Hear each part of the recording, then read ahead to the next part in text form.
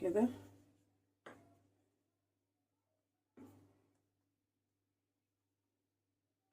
هندخله بقى الفرن، هنحطه على الشبكة كده وسط وبس كده خلاص. لو بس هنديله تحميرة كده عادية وش وفوق وخلاص خلصنا.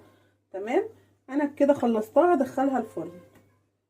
عينيكي تبقى معاها عشان ما تتحرقش منك، لان انا مش عايزه اسويه، انا بس عايزه ادي الجلاش طعم بس، لون، سوري عفوا، اديله بس لون.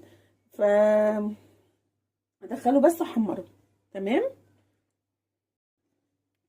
وبكده طلع معايا، شايفين شكله حلو ازاي؟ ايه رايكم بقى؟ ايه رايكم؟ نفتح واحده بقى كده مع بعض ونشوف شكلها عامل ازاي.